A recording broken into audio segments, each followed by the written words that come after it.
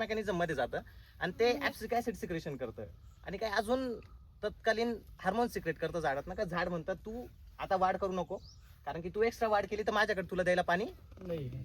हे सगळं सरळ सोपं लॉजिक आहे. झाड हे आपण सांगतो असं ऐकत नाही, झाड सिग्नल्सवर काम करत असतं. मग चुकीचं इरिगेशन हे सिग्नल्स झाडाकडे जातं. तर सांगा ना, हे असं मॉइश्चर आत्ता आहे, बाळीवर जाईल ना गड, बाळीवर जाईल गड, मग झाड वाढी खुंटल का त्याची? ग्रोथ थांबते ना.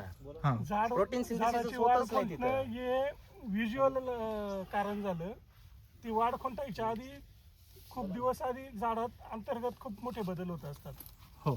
ऍब्सिसिक ऍसिड तयार होऊन तो गट तिला जिरायचं जे म्हणतो ना आपण फक्त काय म्हणतो मगाशी का 12व्या दिवशीचं जे काही होतंय ना ते आज होतंय. पोंग्यात जाताना काय होणार आहे, बन स्ट्रॉंग. आता ह्या व्हरायटीमध्ये फ्रुटफुलनेसची अडचण आहे, तुम्ही इरिगेशन प्लस मायनस झालं माल निघणार आहे, पण 36 मध्ये शोल्डर्सचा विषय नाही का, चांगले शोल्डर निघाले पाहिजे आपल्याला बंच वेट साठी.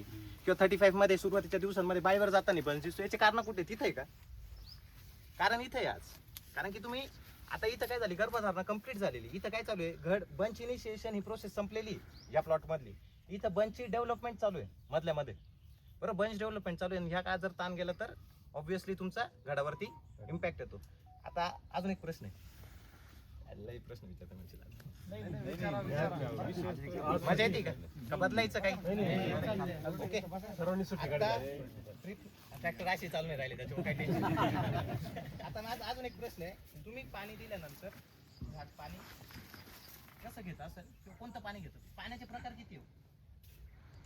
विहिरीचं पाणी, बोरचं पाणी, सॉफ्ट वॉटर, हार्ड वॉटर? नाही, अवेलेबल वॉटर, ठेवलेलं वॉटर. आता हे पाण्याचा प्रकार म्हणजे जमिनीतल्या पाण्याचा. सॉइल वॉटर मधले प्रकार कोणते कोणते? आता आपण ते सोपेच समजून घेऊ. आता त्यांनी काय सांगितलं, अवेलेबल वॉटर, ग्रॅव्हिटेशनल वॉटर. परत विषय मी ते म्हणतो, त्याची आपल्याला काय गरज आहे? तुम्ही म्हणाल मी इथं द्राक्ष कमवायला बसलो, मी पाणी शिकायला बसलो नाही, पण ते सायन्स समजून घ्या काय असतं ते. हे काय स्पंज, याला माती कन्सिडर करा थोडं, आपला प्लॉट कन्सिडर करा, आणि हे पाणी, बरोबर. इथं अजून मी झाडाच्या संदर्भात काहीच चर्चा बोलत नाही. इथं काय होतंय, ज्यांना दिसत नाही त्यांनी पुढे आलं तरी चालेल. काय होतं इथं, काय प्रक्रिया होऊ राहिली? पाणी ऍब्सॉर्ब करते. पाणी ऍब्झॉर्ब करते, बरोबर. सरळ सोपं पाणी ते ऍब्झॉर्ब करते. हे फक्त सॉइलच्या निगडीत तुम्ही विषय घ्या याचा, आणि अजून प्लांटचा रूल कोरिलेशन आपण अजून काही लावलेलं नाही. आता मी हे उचललं, काय होतंय, पाणी सोडतंय. सोपं सांगायला, टेक्निकल काही काम नाही आपलं. काय होतं, पाणी पडतंय. हे पाणी याला म्हणतात ग्रॅव्हिटेशनल वॉटर. हे आपल्या कामाचं नाही, म्हणजे हे रूट झोनच्या बाहेर गेलेलं पाणी असतं, हे आपल्या कामाचं नाही, कारण की हे एक्स्ट्राचं वॉटर आहे, हा लॉस आहे.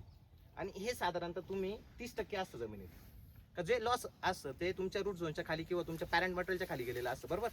आता याच्यानंतर आता पाणी पडायचं बंद झालं का? झालं. ही आली फील्ड कॅपॅसिटी. फक्त मुद्दा समजून घ्या, त्याचं लॉजिक कसं लावायचं आपण नंतर करू. पहिलं जे गेलं ते कोणतं झालं, ग्रॅव्हिटेशनल वॉटर. गुरुत्वाकर्षणच्या फोर्सने जे पाणी खाली जातं त्याला ग्रॅव्हिटेशनल वॉटर म्हणतो आपण, बरोबर. आता पाणी पडायचं थांबलं, म्हणजे तुम्ही तुमच्या प्लॉटमध्ये पाणी दिल्यानंतर सॉइल टाईप नुसार 2 दिवसानंतर प्लॉट काय होतो, फील्ड कॅपॅसिटीला येतो. फील्ड कॅपॅसिटी म्हणजे त्या दिवशीपासून त्याच्यात काय होतं का, पहिल्या दिवशी भरले सगळे पोर स्पेसेस काय असतं, पाण्याने भरलेलं राहतं. आणि त्याच्यानंतर 24 तास 48 तास जसं सॉइल टाईप आहे, लाईट सॉइल, सायलेंट कोण, लाईट सॉइल मध्ये 24 तासानंतर प्लॉट तुमचा फील्ड कॅपॅसिटीला येतो. म्हणून आपण काय म्हणतो, पाणी दिल्यावर लाईट सॉइल मध्ये लगेच दुसऱ्या दिवशी ग्रोथ दिसते, हेवी सॉइल मध्ये ती दिसत नाही, कारण की तोपर्यंत ते ग्रॅव्हिटेशनल वॉटर पकडलेलं असतं, बरोबर. आता मी थोडंसं फोर्स लावतोय, आता हे फील्ड कॅपॅसिटी आला, इथून पुढे झाडाला पाणी वापरता येतं. याच्या अगोदर जे पाणी पडलं ते झाडाला वापरता येत नाही. आता झाडाने समजा फॉर एक्झाम्पल वापरायला चालू केलं, आता पाण्याकडनं का भाऊ, हे पडणारं पाणी म्हणजे झाड घेते असं समजा, नाही का. पण माझा फोर्स कडे बघा हाताच्या, काय होतंय, ताकद द्यायला लागते, बरोबर. आता पहिले मला ताकद काय लागली, आणि जसं पाणी संपत गेलं मला ताकद काय लागली, झाडाला सुद्धा सेम होतं. फील्ड कॅपॅसिटीच्या नंतर झाडाचं खर्च एनर्जी पाणी खेचण्यात तेवढा होत नाही, पण जसं वॉटर ड्रॉप व्हायला लागतं, म्हणजे तुम्ही तानाकडे जायला लागतं, तेव्हा काय होतं, झाडाची ताकद वाढते. आणि मग तिथं तुमचा रोल येतो. तुम्ही जे म्हणताय का झाडाची ग्रोथ का स्लो होते, किंवा तुमचं म्हणणं ग्रोथ का स्लो होते, तर झाडाची जी एनर्जी ती ग्रोथला नाही लागली जात, ती कशाला लागली जाते, पाणी खेचण्यासाठी. आणि मग सगळ्या ऍक्टिव्हिटीज हॅम्पर होतात, मग ग्रोथ दिसत नाही. आता याच्यात पाणी आहे का हो? कोणाचं मत? पाणी आहे हा? सॉरी. आता काय जास्त ताकद लावायला लागते. आता कोरडं झालं बरोबर, अजून नाही झालं कोरडं, झालं का? कोणाचं म्हणणं नाही झालं? तरी काही पाहिजे लावून आता हे पाणी असं आहे काही मी आता किती पण पिलं ना पाणी येणार नाही. याला जेव्हा तुम्ही सेंट्रिफ्युगल फोर्स मध्ये टाकाल, म्हणजे एखाद्या ते सिमेंटचं बकेट पाहिलं ना फिरतं, त्याच्यात जर टाकलं तर काही पाणी याच्यातून बाहेर निघेल. हे झाडाला घेता येत नाही. ह्या कंडिशन्सला तुम्ही जर गेले तर त्याला म्हणतं परमनंट फिल्टिंग पॉईंट, आणि तिथं झाड मरतं. ताण पडला गेला की झाड मरतं का? नाही असं झालं का कधी? हळूहळू तर म्हणतं. पहिले काय करतं का ते ग्रोथ स्लो करतं, ग्रोथ स्लो. आता ती परमनंट फिल्टिंग पॉईंट ही स्टेजला जायचंच नाही. म्हणजे ही 30% आणि खाली गेलेलं पाणी किती आहे? 30%. तुम्हाला त्या मधल्या विंडो मध्येच खायचं जर तुम्हाला चांगली ग्रोथ पाहिजे असेल तर. हा सगळा विषय. म्हणून झाड दिलेलं पाणी 100% घेतं असं नाही. आजपासून तुम्हाला कोणी विचारलं तर झाड फक्त कॅपिलरी वॉटर, अवेलेबल वॉटर, थोडंच कॅपिलरी वॉटर जे आहे ना तेवढंच फक्त झाडाला घेतात. त्याच्यानंतरचा तो सगळा लॉस असतो. आता हे सगळं आपण समजून घेतलं. एवढं याच्यात ना एवढंच घ्या का जसं पाणी कमी होईल झाडाची ताकद, एनर्जी वेस्ट होणार आहे. हा एवढंच आपल्याला याच्यात ना घ्यायचं. ग्रॅव्हिटेशनल वॉटर वगैरे ते तुम्ही सर्च करा किंवा अजूनही परत एकदा फोन करा, आपण घेऊ. पण याच्यात ना आपल्याला घ्यायचं काय होतं की आपल्या झाडाला कोणतं पाणी घेता येतं, आणि जसं पाणी संपतं तसं झाडाची एनर्जी पाणी घेण्यामध्येच जास्त वेस्ट होते. बरोबर. आता इथं हीच तीच कंडिशन आहे. 30% मॉइश्चर आहे. झाडाची एनर्जी कशात जाणार आहे? मग त्याची बंच डेव्हलपमेंट होणार का? इथं बंच डेव्हलपमेंट आहे, बाकीच्या प्लॉट मध्ये ग्रोथ होणार का? म्हणून खड्डा घेतला पाहिजे. आज जी कंडिशन आहे तर स्पंज पिळल्यानंतर त्याच्यात जेवढं वॉटर राहिले ना तीच कंडिशन आज झाली. इथं खाली आहे ना? खाली तीच आहे. म्हणजे खाल्लं पाणी झाडाला वाटलंय बी घ्यायचं तरी तो घेऊ शकत नाही, माती सोडायला तयार नाही. मग काल जो एवढा 15-16 mm पाऊस झाला तो गेला कुठे? काल किती तुम्ही मोजलं किती झालं होतं? आता त्याचं एक उदाहरण सांगतो. आता भाऊंचा प्रश्न एकदम लॉजिकल आहे. सगळ्यांनी प्रश्न विचारा. काय आहे? एक स्टोरी सांगतो तुम्हाला. इरिगेट करून द्या, काहीच प्रॉब्लेम नाही. असे कंडिशन असत. पण इथं ब्लॅक स्पॉट. पण हे कधी? आता इथून जाऊन सगळ्यांनी मोटर चालू केली चालेल का? खड्डा चेक करायला लागेल तुम्हाला. तुमच्याकडे काय परिस्थिती? कारण त्याचं उदाहरण याच्या अगोदरच्या ज्या प्लॉटला होते हे ऐकून त्यांनी तिथं न खड्डा घेता पाणी दिलं तर प्लॉट उलट थांबून जाणार ना. मग खड्डे घेतले पाहिजे का नाही घेतले पाहिजे? काय झालंय सगळ्या बऱ्याच जणांनी सेन्सर लावलेले पण आम्ही सेन्सरच्या भरोश्यावर सेन्सरच्या भरोशावर काम करणं एकदम चुकीचं आहे. आम्ही कृष्ण भाऊ लावली, ज्या तू वेळेला म्हणतोय ना? खड्डा घेतला ना मी सेन्सर लावलेलं आहे पण ती मी माझ्या वेगळ्या कामाकरता लावली.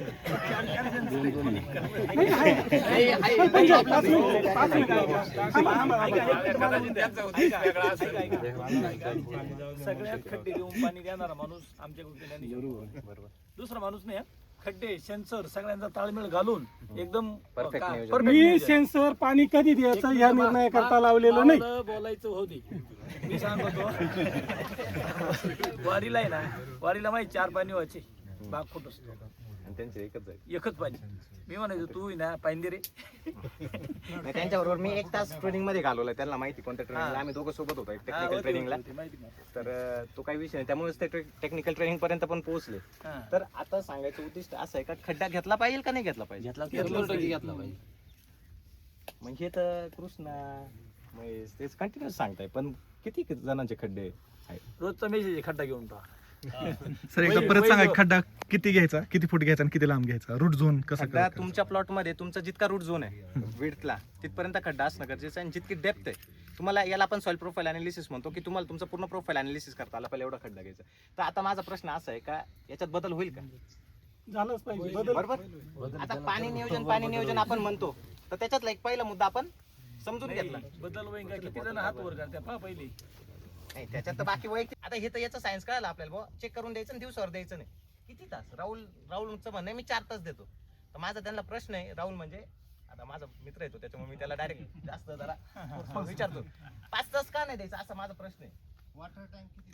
वॉटर टँक किती त्याच्यावर डिपेंड आहे. आता थोडंसं अजून एक्झाम्पल घेऊ. मुळी कुठपर्यंत गेलेली? हा तिथपर्यंत पाणी गेलं पाहिजे. बरोबर ना?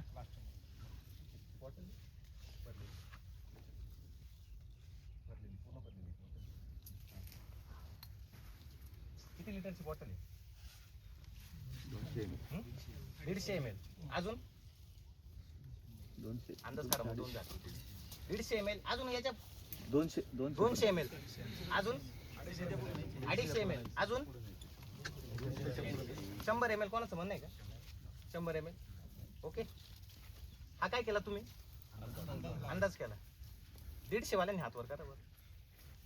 अंदाज चुकला. 200 वाल्यांनी हात वर करा बरं. अंदाज चुकला. 100 वाल्यांचा अंदाज बरोबर आहे.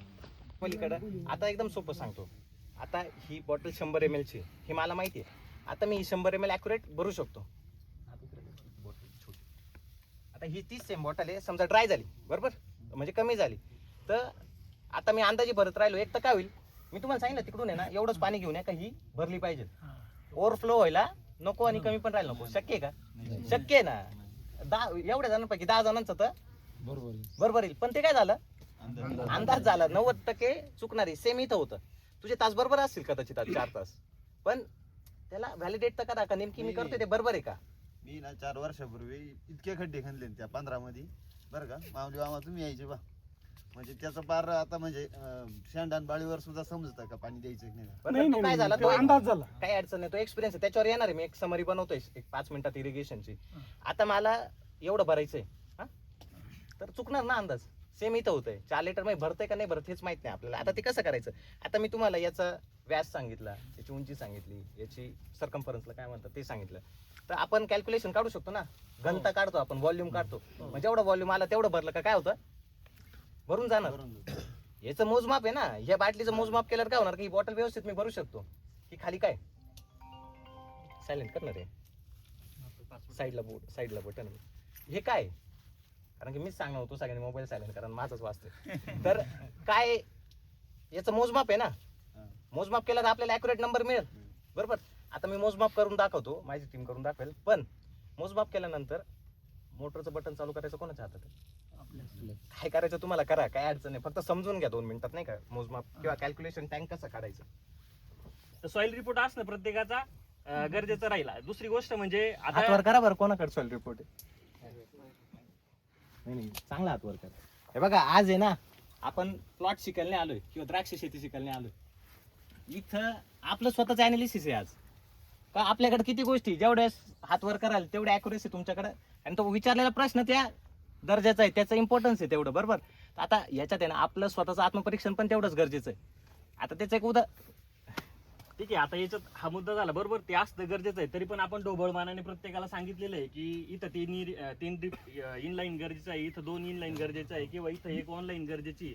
हे प्रत्येकाला सांगितलंय, तरी पण ते आपल्याकडून काही बऱ्याचशा प्लॉटांमध्ये झालेलं नाहीये. आता इथं कोणी माती हातात घेतली होती मगाशी, तुम्ही घेतली होती, अजून इकडे कोणी घेतली होती बरोबर ना. काय फील झालं तुम्हाला इथं मधल्या इथं मोहित रे तिकडं, म्हणजे काय डिस्ट्रीब्युशन समप्रमाणात आहे का नाहीये, कोण सांगताय हे तुम्ही सांगताय ना. खड्डा घेतलं लगेच लक्षात येतं ना, इथं 3ऱ्या इनलाईनची गरज आहे की नाही, आहे ना. इथं तुम्हाला लगेच लक्षात येईल, इथं सॅच्युरेशन दिसतंय, तिथं किती ड्राय येतो खड्डा. अजून इमिजिएट काय तुझ्याकडे नाही तर म्हणजे एवढं सुंदर चित्रण. मग तुम्ही 80% म्हणजे पहिले तर त्यांच्यासाठी जोर टाळ्या वाजवलं पाहिजे. म्हणजे जो 100 किलोमीटरवरून आला असेल ना, मी मगाशीच म्हटलं त्याचं सुद्धा एकदम सार्थक झालं या प्लॉटला येऊन बरोबर.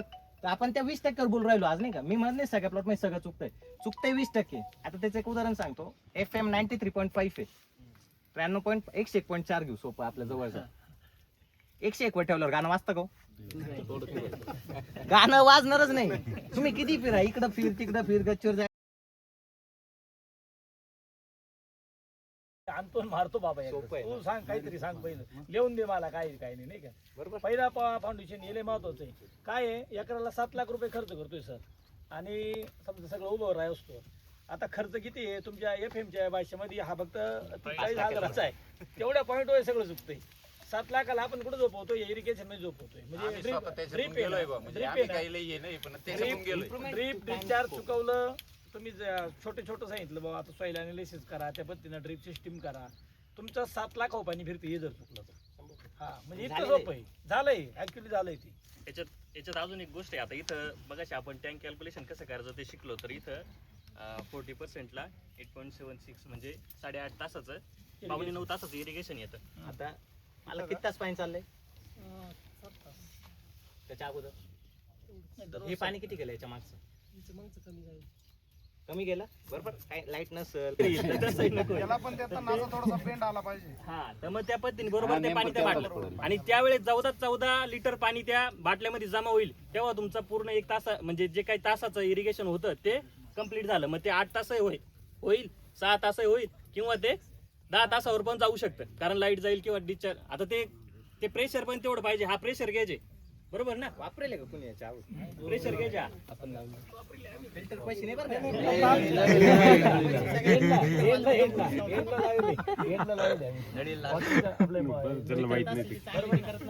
हा प्रेशर गेज आपण ज्या वेळेस येऊ, आता हे आमच्याकडे सगळ्यांकडे आहे, तुमच्याकडे नसेल तर 2 मिनिटं मोटर चालू करा आणि या प्रेशर गेजनी आपलं ड्रिपरचं किती म्हणजे आपल्या नळीला किती प्रेशर आहे, पाण्याचा दाब किती, तर ते हे एकदा चेक करून घ्या. याच्यावरती तुम्हाला 100% म्हणजे 1चा दाब जर असेल, 1.5 kgचा जर प्रेशर असेल तर 100% तुमचं इरिगेशन जे 8 तासाचं जे मी तुम्हाला सांगितलं ते एकदम परफेक्ट पडणार, बरोबर ना? त्याच्यामुळं तेवढा प्रेशर त्या ड्रिपला किंवा त्या नळीला असणं गरजेचं आहे. मी थोडं इंट्रोड्यूस करतो. इथं फक्त आपण नाही आहे, आपण काही शेतकरी सोपा प्रश्न आहे खतावर बोलण्या अगोदर. झाड खत कसं घेतं? पांढऱ्या मुळे Nutrient म्हणतो मी, शेणखत नाही. पाण्यामार्फत का बरं? हा? वर बरं चला, त्यांनी सांगितलं चुनखडीमुळे कॅल्शियम जास्त आहे. तसं होत नाही. सगळ्यात जास्त अडचण त्या जमिनीत राहते कॅल्शियमची, कारण की तो फिक्स्ड फॉर्म मध्ये असतो. पिटोल करायला लागेल. किती जणांनी पिटोल केलं? हातवर करा परत एकदा.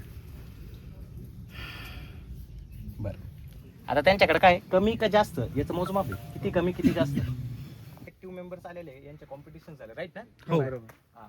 तर काही सिलेक्टिव्ह मेंबर्स का ज्यांचं खरंच पोटेन्शियल आहे काहीतरी, आणि यांची इच्छा पण आहे सगळ्यांची का शेतीसाठी काहीतरी इनोव्हेशन झाले पाहिजे.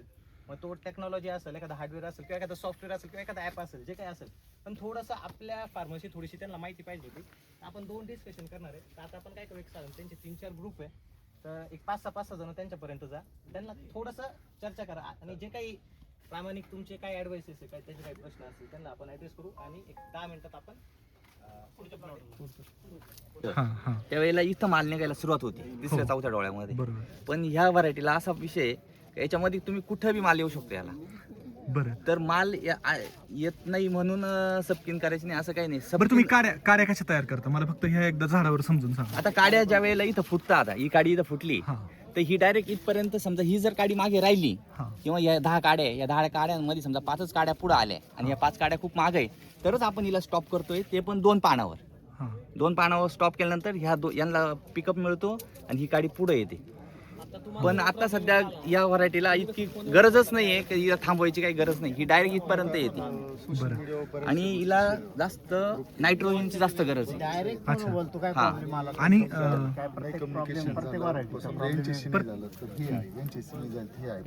आणि आम्ही सर्वजण आहे ना एकमेकाशी कॉन्टॅक्ट मध्ये. हा हा आताच्या कंडिशनला ही जी बाग आहे ही 90% घरी केलेली बाग आहे. म्हणजे ही ह्या शेतकऱ्याने पूर्णपणे घरी केलेली. हिची ही क्लिपिंग केलेली असेल, इथं बांधलेली असेल, हिच्या बाळ्या मारलेल्या आहे, हिचा शेंडा स्टॉप केलेला आहे. याच्यामध्ये 90% ह्या माणसाने पूर्ण घरी काम केलेलं आहे. याच्यामध्ये कोणते जास्त प्रकारे लेबर लावलेले नाही. याच्यामध्ये फक्त छाटणी केलेली आहे आणि कुठं बगल बिगल जे आहे त्या माणसांनी काढलेलं आहे. तुमच्याकडे खरट कधी होते आणि गोड कधी होते? आमच्याकडे आरासाठी? मार्च आरासाठी आमच्याकडं साधारणतः 15 सप्टेंबर पासून चालू होते आरा हा गोडीबारी, हा आणि खरड ही साधारणतः 25 फेब्रुवारीच्या पुढे, 25 फेब्रुवारी. फेब्रुवारी दहा ते मिड मार्च एप्रिल. पर्यंत आमच्या खरड उरकलेली. 15 एप्रिल मार्च पर्यंत होऊन जाते. लेबरसाठी काही टीमा वगैरे आहेत? नाही आहे ना, टेंडर पद्धत आहे. हिंदी लेबरच्या काही? हा, टेंडर पद्धत. अच्छा. तुम्हाला अजून काय वाटतं इथं आता टेक्नॉलॉजीचा, आता तुम्ही जसं म्हटलं सगळेजण सोशल मीडिया वापरताय, अजून कुठल्या गोष्टी असल्या तर बरं होईल तुमच्यासाठी, सोयीस्कर आणखी होऊन जाईल? सोयीस्कर म्हणजे आमच्या कोणकोणत्या गोष्टींमध्ये बदल पाहिजे तुम्हाला त्यामध्ये? टीमच आहे ना आम्हाला मारतो. तसं नाही. आता एक फार्म मेकॅनायझेशन मध्ये तुम्हाला काय पाहिजे अजून टेक्निकल, म्हणजे आजकाल जे AI आलं ते AIचे यूज करून जसं की रोबोटिक्स वगैरे. पाणी इरिगेशन जे देत आहे ना, हां त्याला असं कमी खर्चामध्ये ऑटोमेशन पाहिजे, जेणेकरून कमी शेतकरी जो आहे ज्याचं 1 एकर 2 एकर क्षेत्र आहे त्याला ते घेणं परवडत आणि त्याचं अॅक्युरेट रिडिंग परफेक्ट आलं पाहिजे. आता काय झालंय? आता कसा खर्च होतोय एकरी? आता एका इरिगेशनला जर ऑटोमेशन जर करायचं पाहिजे, आता आपण हा एक विषय घेतला सरांनी का तुम्ही खत किती वेळ द्या त्या. तर आपल्याला हा जो पाण्याचा टँक आहे सरासरी 5 तास पाणी द्यायचं आहे आपल्याला याला, आणि 5 तासामध्ये पाणी दिल्यानंतर आपण शेवटचे अर्धा तास जो आहे तो खत सोडायला जातो. पण सरांचं म्हणणं असं का ते खत वरच राहतं, खालच्या लेअरला जात नाही. त्यासाठी ऑटोमेशन पाहिजे का हळूहळू खत गेलं पाहिजे. आणि ते पण बी आज जर automation प्रत्येकाचं चे प्लॉट जर cost म्हटले खूप ना आहे. तर 2 एकर कोणाचा 3 एकर असे प्लॉट आहे आणि त्याचा ऑटोमेशनचा खर्च आहे साधारणतः 50,000च्या पुढे. अच्छा मला ऑटोमेशनच्या खर्चावरून विचारायचं होतं की समजा हे ज्या कंपन्यांचे येते ड्रिप इंडियाचं येतं, नेटाफिमचं येतं, जेन्स येतं, ऑटोमेशनचे प्लांट आहेत त्यांची किंमत खूप जास्त आहे. हा खूप प्रॉब्लेम जास्त आहे. खूप जास्त आहे. त्याच्यात एक आता एक नवीन कोणता आलाय तो त्यांची थोडी कमी किंमत आहे. सरासरी ते जवळजवळ एकच छोटा आहे. unit किंमत बसवता तीमध्ये येतं. जास्त 5,000 different इकडे तिकडे हो, फरक. जास्त फरक पडत नाही. ऑटोमेशनच्या नंतर एक त्याच्यातही सह्याद्रीने ना ह्या खर्चिक बाबी जास्त होऊ नये म्हणून अजून एक प्रकार केलेला आहे. ह्या फर्टिगेशनला ग्रुप केलेले आहे. ग्रुप 1, ग्रुप 2, ग्रुप 3, ग्रुप 4 म्हणजे ह्या 4 ग्रुपमध्ये जे जे काही झाडाच्या ग्रोथनुसार खतं असतील तर ते द्यायचे असतात. आता ते सोयीस्कर कसं आहे की माझा वॉटर टँक 3 तासाचा आहे, 3 तास मला पाणी द्यायचं आहे, तर मी पहिले 15-20 मिनटं पाणी गेल्यानंतर मी खतं सुरू करतो आणि बरोबर 3 तासापर्यंत माझे ते जे काही 4 ग्रुपमधली खतं आहे तर ते 3 तासापर्यंत होतात. म्हणजे मी त्या पूर्ण वेळ इरिगेशन चालू असताना बागेत असतो, माझं खतही 3 तास प्रत्येक पाण्याबरोबर प्रत्येक ड्रॉप बरोबर जातं आणि 3 तासानंतर इरिगेशनचं शेड्यूल पूर्ण होतं आणि फर्टिगेशन. मग आता बरीच जण इथं वापरत नाही. मग अशी एक जण म्हणले की 20 मिनिटं शेवटची देतात. नाही आता काय तसा झालं वेळ आता सुरू नाही. झालेली ग्रुप 1, ग्रुप 2 म्हणजे अजून माझे जे मेंटर्स आहे पंकज सर आहे, मंगेश सर असतील, सचिन सर असतील, त्यांच्यापर्यंत मी घेऊन जातो. मग तुम्हाला पुढचं meeting करतो. असं काही नाही का प्रत्येक आजच माझ्याकडे असावं. ठीक आहे, त्याच्यामुळे त्यांना काही प्रश्न असेल ते विचारा. हां, तर त्यांचं म्हणणं आहे का एवढं पाऊस पडला तरी कोरडं का बरं निघाल. पहिली गोष्ट की पावसाची इंटेन्सिटी खूप जास्त होती. जोरात पाऊस झाला आणि अर्धा तास झाला, तो त्याच्यातला निम्मा काय झाला वाहून गेला, हा लॉस झाला. त्याच्यावर तो मुरला नाही, हा पहिला मुद्दा. त्याच्यानंतर ज्या पद्धतीचे पाण्याचे कंडिशन्स होते, सॉईल ऑलरेडी काय होती आपली ड्राय होती, तुम्ही लगेच ते पाणी ॲब्झॉर्ब करून घेतलं. तर उदाहरण सोप्यात सांगतो, तुम्ही एकदम कडक उन्हात वाळलेला रुमाल घेतला आणि एक थोडासा 2 तासापूर्वी सुकवलेला रुमाल घेतला आणि ते दोन्ही मी एका पाण्यात टाकले, तर कोणतं जास्त पाणी आणि जो नाही येतो तसंच आहे. जेवढी तुमची सॉईल ड्राय तेवढं ते पाणी लवकर ॲब्झॉर्ब करतं. आता तुम्ही काल पाणी दिलं दुसऱ्या दिवशी त्याचं कारण काय होतं, ते इरिगेशन त्याने अगोदर ते पूर्ण 30%ला गेलेले होते, ड्राय झालेले होते. ड्राय झाले होते त्याच्यामुळे 4 तास पाणी दिलं तर तो परत पुढचं पाणी लवकर येत होतं. आता विचार करा, या प्लॉटला 4था दिवस आहे आणि ज्यांचं 6व्या आणि 8व्या दिवशी त्यांचं सॉईल त्यानुसार प्रमाणे पाणी चालू असेल त्यांनी मात्र अलर्ट आहे त्यांच्यासाठी नाही का की काय बंच निघेल. म्हणजे व्हरायटी म्हणून ठीक आहे थोडंफार, पण खूप चिंतेचा विषय आहे कारण की बरेचसे प्लॉट मी 10 खड्डे घेतो रोज, 10 पैकी 8 खड्डे आपल्याला ड्राय सापडतात. तर कालचा पाऊस जर झालेला नसता तर शॉकिंग खड्डे. हा प्लॉट सुद्धा स्ट्रेसवर दिसला असता. आज वरती पाहून कोणी म्हणाल का खाली स्ट्रेस आहे? मी म्हणत नाही स्ट्रेस आहे. आज 2 दिवस थांबले ना तुम्ही या प्लॉटला चालेल कारण की त्याचा 50% पोल आहे. आपल्याला परत रिफिल करायलाच लागेल म्हणून का 8 दिवस पाऊस पडला म्हणून नाही थांबू शकत आपण. पण वरती पाहून म्हणाल का की इरिगेशन दिलं पाहिजे या प्लॉटला? तुम्ही तर तेच करू राहिले सर. आता ह्या कंडिशनला आपल्याला वर